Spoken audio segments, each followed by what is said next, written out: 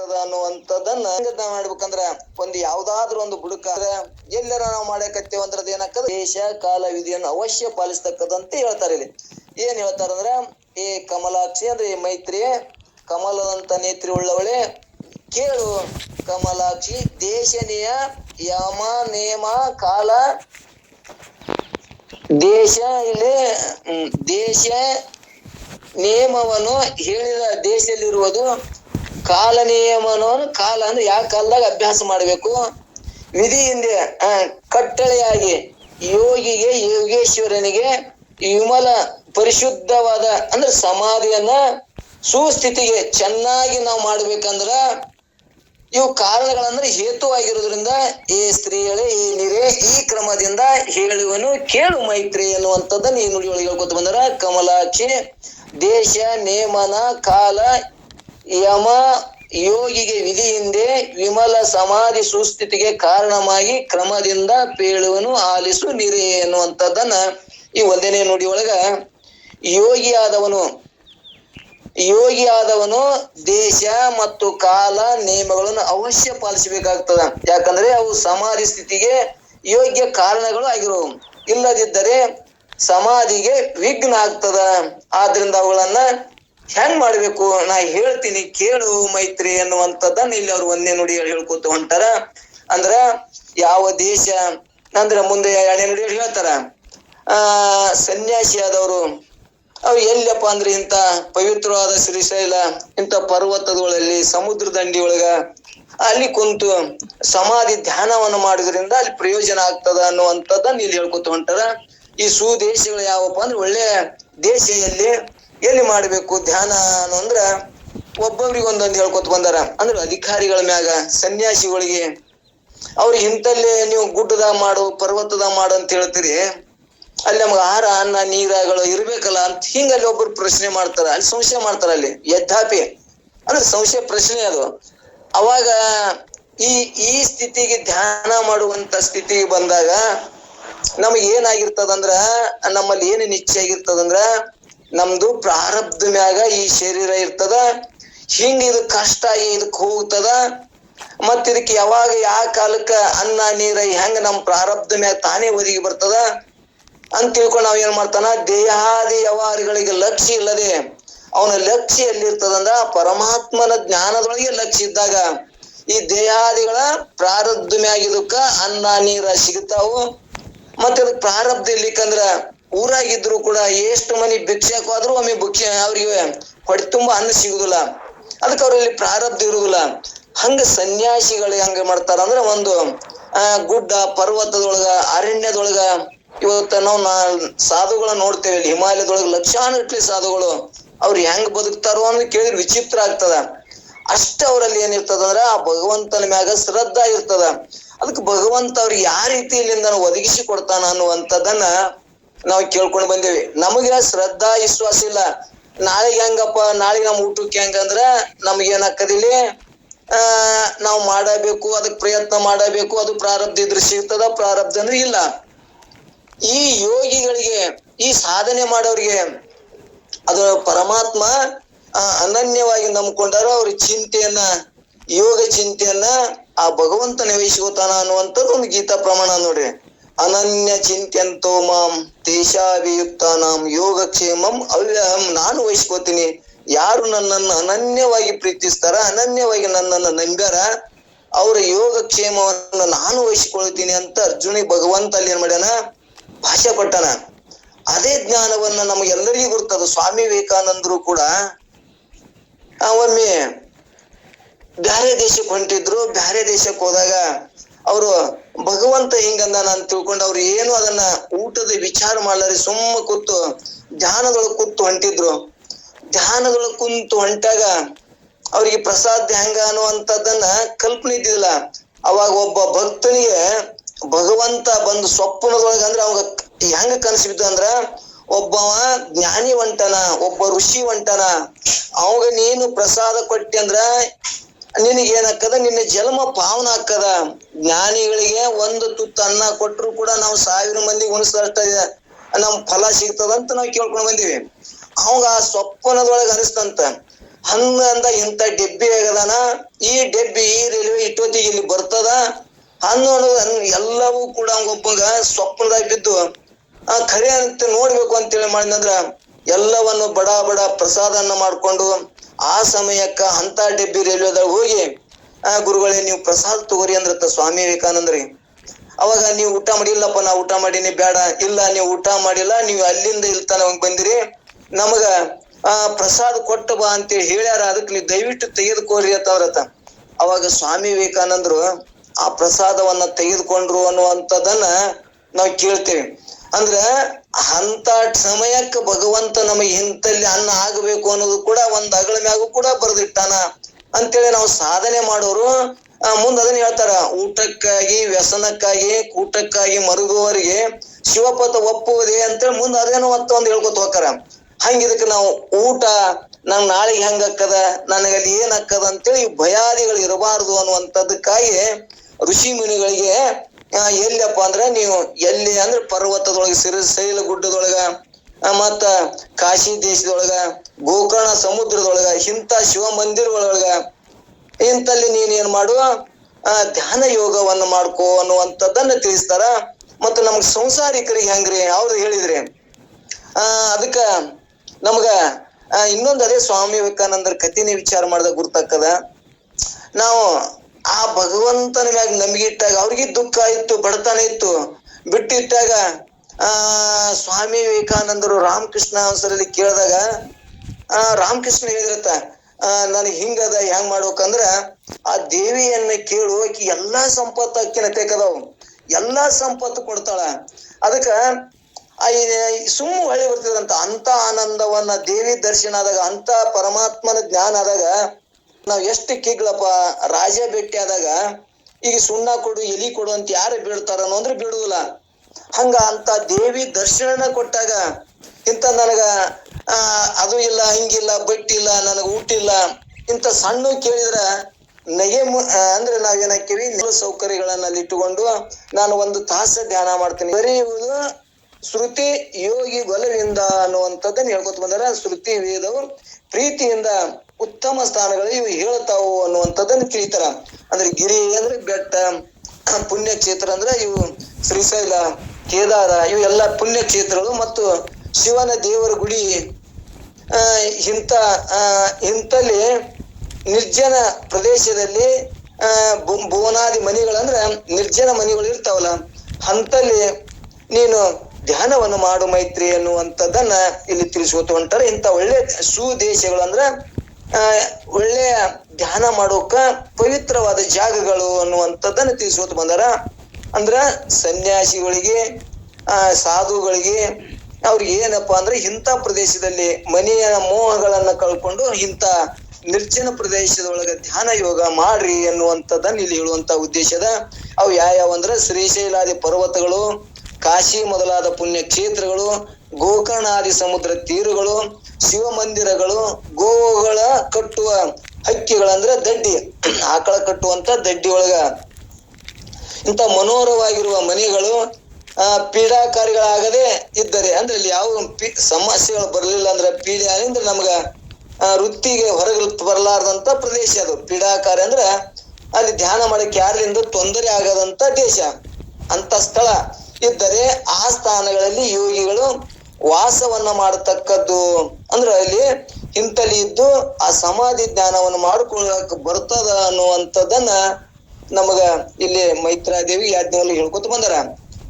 ಅದರಂತೆ ನಾವು ಪ್ರಪಂಚಿಕರು ಕೂಡ ಇಂಥ ಜನ ಜಂಗುಳಿ ಗದ್ದಲ ಇಂತಲ್ಲಿ ನಾವು ಧ್ಯಾನ ಸಮಾಧಿ ಯೋಗಗಳನ್ನು ಮಾಡ್ತೇವೆ ಅಂದ್ರೆ ಅವು ಅನುಕೂಲಕರವಲ್ಲ.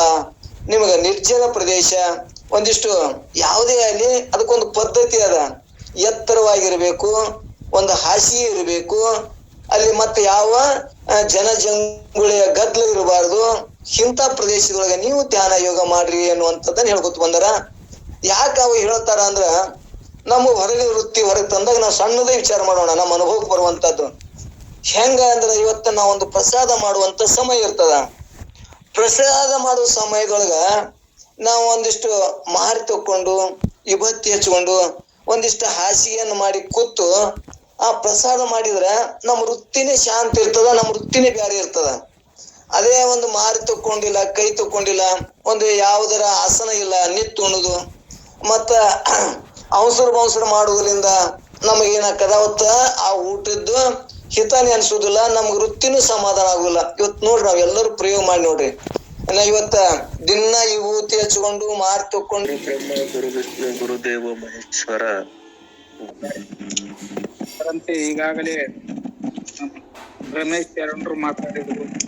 ಅದರಂತೆ ನಮ್ಮ ಭಾಗ್ಯವತಿಯವರು, ಅದರಂತೆ ಶರಣರು, ಇವರೆಲ್ಲರೂ ವಿಷಯವನ್ನು ಸವಿಸ್ತಾರವಾಗಿ ಮಾತಾಡ್ತಾ ಬಂದರು.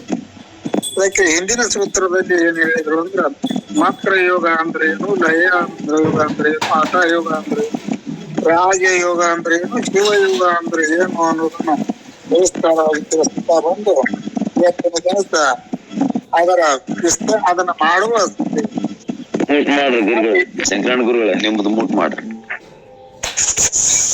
ಅದನ್ನು ಮಾಡುವ ದಾರಿ ಹೇಗೆ ಅನ್ನೋದನ್ನ ಈಗ ಹೇಳ್ಕೊತ ಹೊಂಟಾರ. 21ನೇ ಸೂತ್ರದಲ್ಲಿ ಹೇಳ್ತಾರ, ತಿಳಿದು ಉದ್ದೇಶಗಳೊಳಗೈದು ಕಾಲದೊಳು ಎಳೆಸಿ ಮಾಡ್ಪದು ಸಮಾಹಿತೇನು ಅನ್ನುವಂತ ಸೂತ್ರವನ್ನು ಆಧಾರವಾಗಿ ಇಟ್ಟುಕೊಂಡು ಹೇಳ್ಕೊತ ಬಂದಾರ. ಗುರು ಮತ್ತು ಶ್ರುತಿ ಇವುಗಳಿಂದ ಒಳ್ಳೆ ದೇಶ ಮತ್ತು ಕಾಲ ಇವುಗಳು ಯಾವುವು ಎಂಬುದನ್ನು ತಿಳಿದು ಸಾಧಕನು ಆಯಾ ಕಾಲ ದೇಶಗಳಲ್ಲಿ ಉಕ್ತ ಪ್ರಕಾರ ಸಮಾಧಿ ಅಭ್ಯಾಸವನ್ನು ಮಾಡತಕ್ಕದ್ದು ಅನ್ನೋದನ್ನು ಹೇಳ್ಕೊತ ಬಂದಾರ. ಅದೇ 1ನೇ ನುಡಿಯಲ್ಲಿ ಏನ್ ಹೇಳ್ತಾರ ಅಂದ್ರ, ಯೋಗಿಯಾದವನು ದೇಶ ಮತ್ತು ಕಾಲ ನಿಯಮವನ್ನು ಅವಶ್ಯವಾಗಿ ಪಾಲಿಸಬೇಕಾಗಿರುತ್ತದೆ. ಯಾಕಂದ್ರ ಅವು ಸಮಾಧಿಯ ಸ್ಥಿತಿಗೆ ಯೋಗ್ಯ ಕಾರಣಗಳು ಆಗಿರುವವು. ಇಲ್ಲದಿದ್ದರೆ ಸಮಾಧಿಗೆ ವಿಘ್ನಗಳು ಒದಗುವ. ಆದ್ದರಿಂದ ಅವುಗಳನ್ನು ಹೇಳುತ್ತೇನೆಂದು ಹೇಳುತ್ತಾರೆ. ಆ ಸ್ವದೇಶಗಳು ಯಾವುವು ಎಂಬುದನ್ನು ಹೇಳ್ತೀನಿ ಕೇಳು ಅನ್ನುವಂತಹದ್ದನ್ನ 2ನೇ ನುಡಿಯಲ್ಲಿ ಹೇಳ್ಕೊತ ಬರ್ತಾರ. ಶ್ರೀಶೈಲಾದಿ ಪರ್ವತಗಳು, ಇಲ್ಲಿ ಪರ್ವತಗಳಲ್ಲಿ ಕಾಶಿ ಮೊದಲಾದ ಪುಣ್ಯ ಕ್ಷೇತ್ರಗಳು, ಗೋಕರ್ಣಾದಿ ಸಮುದ್ರ ತೀರಗಳು, ಶಿವ ಮಂದಿರಗಳು, ಗೋವುಗಳನ್ನು ಕಟ್ಟುವ ಹಕ್ಕೆಗಳು, ಮನೋಹರವಾಗಿರುವ ಮನೆಗಳು, ಕ್ರೀಡಾಕರಣಗಳಾಗದೇ ಇದ್ದರೆ ಸ್ಥಾನಗಳಲ್ಲಿ ಯೋಗಿಯು ವಾಸವನ್ನು ಮಾಡತಕ್ಕದ್ದು. ಶ್ರೀಶೈಲಾದಿ ಪರ್ವತಗಳಲ್ಲಿ ಇದ್ದನು ಮಾಡ್ಲಾಕ್ ಬರ್ತದ. ಕಾಶಿ ಮೊದಲಾದ ಪುಣ್ಯ ಕ್ಷೇತ್ರಗಳು ಏನದಾವೋ ಅಲ್ಲಿನೂ ಮಾಡ್ಲಿಕ್ಕೆ ಬರ್ತದ. ಗೋಕರ್ಣಾದಿ ಸಮುದ್ರ ತೀರಗಳಲ್ಲಿಯೂ ಮಾಡ್ಲಿಕ್ಕೆ ಬರ್ತದ. ಒಳ್ಳೆ ಶಿವಮಂದಿರಗಳಲ್ಲಿನೂ ಮಾಡಕ್ ಬರ್ತದ. ಅವು ಯಾವ ಸಾಧ್ಯ ಆಗದಿದ್ರ ಗೋವುಗಳನ್ನು ಕಟ್ಟುವ ಹಕ್ಕೆಗಳು ಅಂದ್ರೆ ಗೋವನ್ನು ಕಟ್ಟುವಂತ ದಡ್ಡಗಳಿರ್ತಾವ, ಅಲ್ಲಿಯೂ ಇನ್ನು ಮನೋಹರವಾಗಿರುವ ಮನೆಗಳು, ದೊಡ್ಡ ಮನೆಗಳಲ್ಲಿ ಕೆಲವೊಂದು ಸ್ಥಾನಗಳನ್ನ ಅದಕ್ಕಾಗಿ ಬಿಟ್ಟಿರ್ತಾರ, ಅವುಗಳಲ್ಲಾಗಲಿ. ಇವು ಯಾವುಗಳಲ್ಲಿ ಮಾಡುವಾಗ ಏನಾಗ ಇವು ಯಾಕೆ ಹೇಳ್ತೀವಿ ಅಂದ್ರೆ, ಪೀಡಾಕರಣಗಳಾಗದೇ ಇದ್ದರೆ ಇವತ್ತುಗಳಲ್ಲಿ ಯಾವ ಪೀಡೆಯೂ ಬರದೇ ಇದ್ದರೆ ಆ ಸ್ಥಾನಗಳಲ್ಲಿ ಯೋಗಿ ವಾಸವನ್ನು ಮಾಡತಕ್ಕದ್ದು ಅನ್ನುವಂತ ಮಾತನ್ನು ಹೇಳ್ಕೊತ ಬಂದಾಗ, ಯೋಗಿಗೆ ಯೋಗ್ಯಗಳಾದ 5 ಕಾಲಗಳನ್ನು ಹೇಳ್ತೀನಿ ಅಂತ ಹೇಳ್ಕೊತ ಬರ್ತಾರ. ಆ 5 ಕಾಲಗಳು ಯಾವುವು ಅಂದ್ರೆ, ಬೆಳಗಿನ 1 ತಾಸು ರಾತ್ರಿಯಲ್ಲಿ ಏನು ಕೆಂಪು ವರ್ಣದ ಪೂರ್ವ ದಿಕ್ಕಿನಲ್ಲಿ ತೋರುವುದು. ಬೆಳಗಿನ 1 ತಾಸು ಈಗೆಲ್ಲರೂ ಸತ್ಸಂಗ ಮಾಡುವಾಗಿರ್ತದಲ್ಲ, ಅದಕ್ಕೆ ಅರುಣೋದಯ ಕಾಲವೆನ್ನುವರು. ಬಳಿಕ ಪಾತ್ರ ಕಾಲ ಮತ್ತು ಸೂರ್ಯೋದಯ ಆಗುವ ಕಾಲ, ಮಧ್ಯಾಹ್ನ, ಸಾಯಂಕಾಲಗಳೆಂಬ 3 ಕಾಲಗಳು. ನಿದ್ರೆ ಬರುವುದಕ್ಕಿಂತ ಮುಂಚೆ ಈ ರೀತಿ 5 ಕಾಲಗಳು ಯೋಗಿಯು ಸಮಾಧಿ ಅಭ್ಯಾಸಕ್ಕೆ ಯೋಗ್ಯವಾದವುಗಳುಂಟು ಅಂತ ಹೇಳ್ಕೊತ ಬಂದಾರ. ಅದಕ್ಕೆ ನಮ್ಮ ಭಾಗ್ಯವತಿ ಸರ್ ಹೇಳಿದ್ರು, ನಮ್ಮ ಗುರುಗಳು ಹೇಳ್ತಿದ್ರು, ಏಳನ ಮಾಡಬೇಕು ಮತ್ತು ನೀ ನಷ್ಟ ಮಾಡೋಕ್ಕಿಂತ ಪೂರ್ವದಲ್ಲಿ, ಊಟ ಮಾಡೋಕ್ಕಿಂತ ಪೂರ್ವದಲ್ಲಿ, ಸಾಯಂಕಾಲ ಊಟ ಮಾಡೋಕ್ಕಿಂತ ಪೂರ್ವದಲ್ಲಿ, ಮಲಗೋಕ್ಕಿಂತ ಪೂರ್ವದಲ್ಲಿ ಆ ನಾಮಸ್ಮರಣೆಯನ್ನು ಮಾಡು. ಸಮಯ ಇಲ್ಲ ಅಂದ್ರ ಊಟಕ್ಕೆ ನಷ್ಟಕ್ಕೆ ಇವಕ್ಕೆಲ್ಲ ಸಮಯ ಆಗದ. ಆ ಸಮಯ ತಗೊಂಡಿಲ್ಲ, ಅದೇ ಸಮಯದಲ್ಲಿ 1-5 ನಿಮಿಷ ಆ ಸ್ಥಿತಿಯಲ್ಲಿ ನೀನು ಇದ್ರೆ ಮಾತ್ರ ನಿನ್ನ ನಿಜ ಜೀವನ ತಿಳಿಲಾಕ್ ಬರ್ತದಪ್ಪ. ಇಲ್ಲದಿದ್ರ ಇದಕ್ಕಾಗಿಯೇ ಸಮಯನ ಕಳಿತೀಯಲ್ಲ, ಸುಮ್ಮನೆ ವ್ಯರ್ಥ ಕಾಲ ಕಳೆಯಬೇಡ ಅನ್ನುವ ಮಾತನ್ನ ಹೇಳಿದ್ರು. ಆ ರೀತಿ ಮಾಡಿದ್ರೆ ಮಾತ್ರ ನಮಗೆ ಈ ಸಾಧನ ಮಾಡ್ಲಿಕ್ಕೆ ಸಾಧ್ಯ ಆಗ್ತದ. ಅದನ್ನ ಮಾಡಲು ಮೊದಲ ಪ್ರಯತ್ನ ಮಾಡಿದೆ ಅಂದ್ರೆ ಅದು ನೀನು ಬಿಟ್ಟೇನಂದ್ರೆ ಬಿಡುವುದಿಲ್ಲ. ಚಾ ಮೊದಲು ಕುಡಿಯಾಕ ಏನು ಒಳ್ಳೇದ್ ಅನಿಸಿಲ್ಲ, ಬೀಡಿ ಸೇದಾಕ ಒಳ್ಳೇದ್ ಅನಿಸಿಲ್ಲ, ದಾರು ಕುಡಿಯಾಕ ಒಳ್ಳೇದ್ ಅನಿಸಿಲ್ಲ.